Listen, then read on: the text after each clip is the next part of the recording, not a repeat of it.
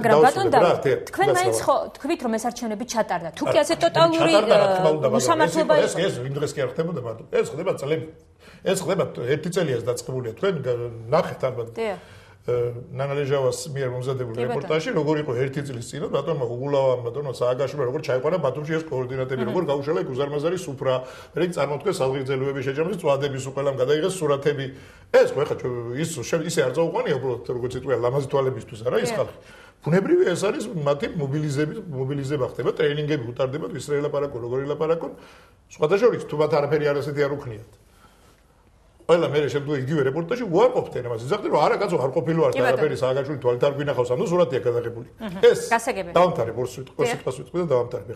ჩვენ ვაპირებთ საკრებულოში და ერთ-ერთი ისიც რომ საკრებულოში შევიდეთ და ბრძოლა გავაგრძელოთ სპრედისანის. აი ეს სიტუაცია ძალიან ბოლომდე გავაჟიშოთ და ძალიან კარგად გავარკვიოთ აქ რა ხდება, რა ფული იხარჯება და ყველაზე დონეს ვიხმარ, ზომას ვიხმართ იმისთვის, რომ შემდგომისთვის აი საარჩევნო გარემოს გაუმჯობესებაზე რომ ლაპარაკობთ.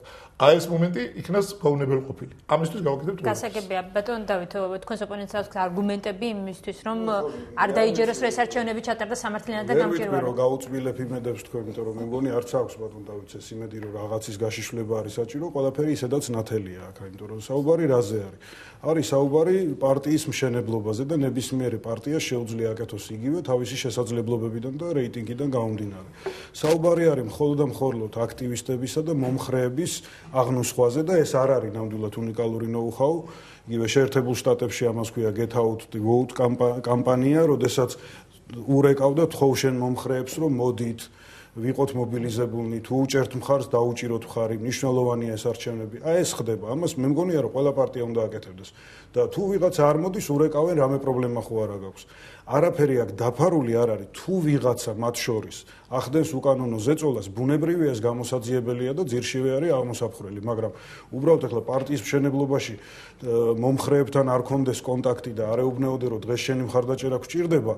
ეს რა კანონიერების აღდგენა იქნებოდა თუ კი მრავალპარტიულ სისტემაზე ვლაპარაკობთ და პარტიების როლზე ვსაუბრობთ პოლიტიკურ ცხოვრებაში, მე არ მესმის და რა არის ამაში უკანონო. უკანონო ისევ ის იქნება, რაზეც სულ იყო საუბარი, რომ თუ ვიღაცას პირდებიან ციხიდან გამოშვებას, მაგრამ ესეთი რამ არ ყოფილა და თუ რამე სადმე მოხდა, უნდა დამტკიცდეს და დაისაჯოს ამის გამკეთებელი.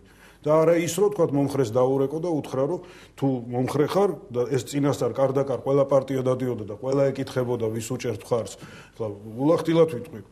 ჩემთანაც მივიდნენ ცალკე ცხოვრობს ვერაზე და მან არ უთხრა, აი არ გეტყვით ვის უჭერ და მორჩა. არავის ის აღარ აღუნუსხია.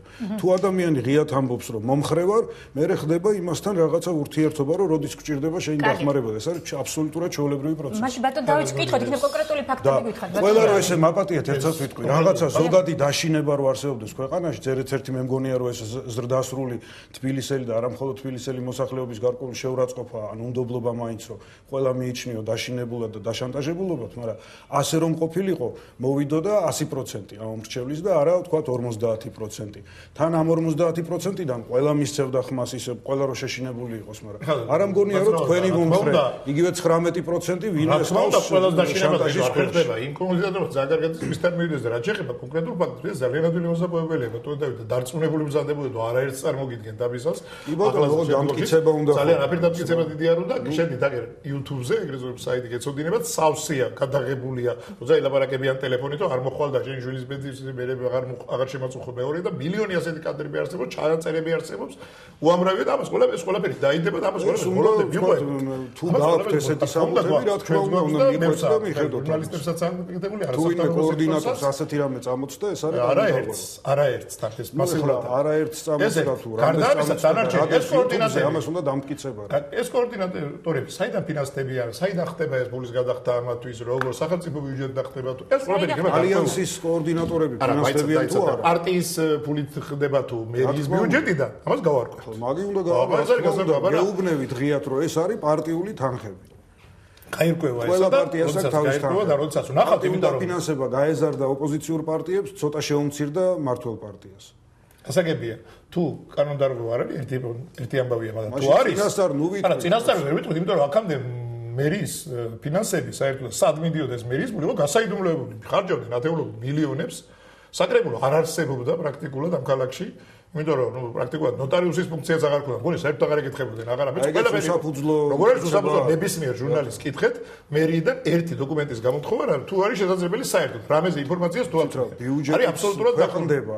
ჩვენ თვითონ მივმართეთ კონტროლის პალატასაც მოწყობის ხარჯები გაგვისაიდუმლოეს. ჩვენ თვითონ პარლამენტში რამდენჯერმე მივმართეთ თუნდაც საკრებულოს პრესპიკერს, რომელიც იყო სისტემური მეორე კოკიონათამიშვილი, რომელსაც ვეკითხებოდით რა დაჯდა ქალაქში აშენებული მშვიდობის ხიდი, გვაინტერესებს თანხები ამ ხიდის მშენებლობის, მაგრამ მან თვითონაც არ იცოდა ეს თანხები და ის არ არის ჯერ საკრებულოს წევრი. გახდება და გაიგე. ის იყო პრესპიკერი ბატონ დავით.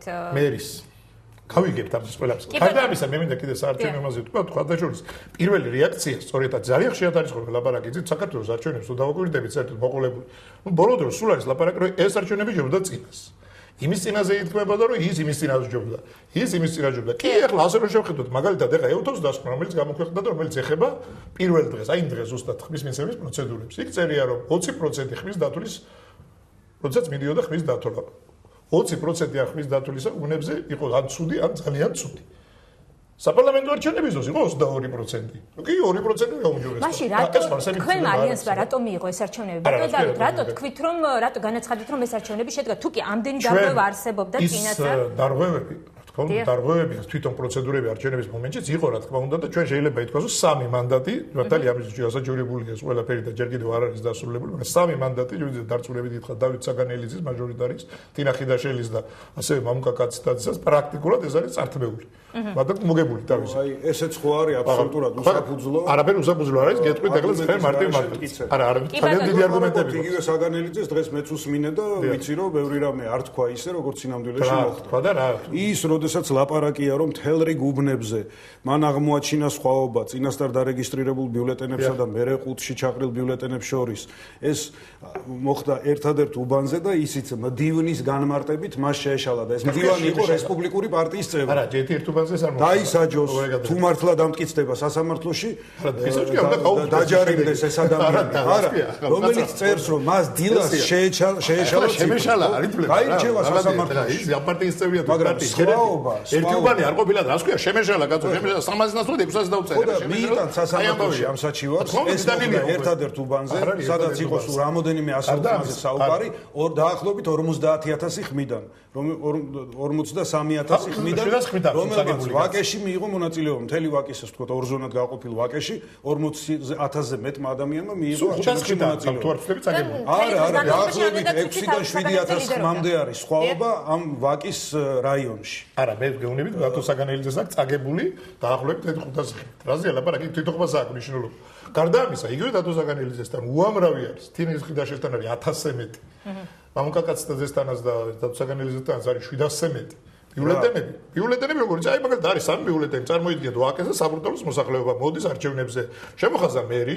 შემოხაზა მერე ისა რა ქვია პარტია ალიანსი უწე მაინც ამ მაჟორიტარზე შემოხაზა 2 გასაგებია რანაირად ხდება ეს ახლა 700 წელი რანაირად მოხდა რა რა თქმა უნდა ის არის ნაყალბები უკვე დათვლის პროცესი გასაგებია რანაირად ხდება ეს ამაზე ვისაუბროთ ბატონო ამაზე ვისაუბროთ რეკლამის შემდეგ თუ შეიძლება იმისათვის ერთს ვიტყვი რა იმისათვის რომ ასეთი რამ არ მოხდეს არც ერთ ქვეყანაში არასოდეს და ვიღაცამ მერე უკვე ყუთიდან არ ამოიღოს და არ გადააკეთოს ბიულეტენები არის მრავალპარტიული კომისიები თავისი მდივნები რომ ესაც ოპოზიციას კომისიები ჩვენ წარმოადგენლები არ მუშაობენ არის ერთი ის უყურებს იქ მერის იმას რო ითulis და თქვენი არის 7 3 ამას რო ადგას სამი იქცევს რაღაცა ძალიან დანაშაულს აბრალებთ ადამიანებს რომელსაც არც გინახიათ და აბა საიდან აბა თქვენ მეუბნებით იმას რომ ვაკის ამორჩეველმა ის ვერ შემოხაზა 700-მა კაცმა 1200-მა კაცმა საფუძველზე მაინც არასამთავრობო სექტორი იქ იყო თქვენი პარტიის წარმომადგენლები იქ იყვნენ დივანი თქვენი იყო და მაინც ვიღაცა იჯდა 1200 ფათილი ბიულეტენია მაჟორიტარის მარტო მაჟორიტარის თან არ არის ეს იმისი დანარჩენი არის ცოტა და მარტო მაჟორიტარი რა იყო რა ეტა კამსაბურთალოს მოსახლეობას თითქოს ხო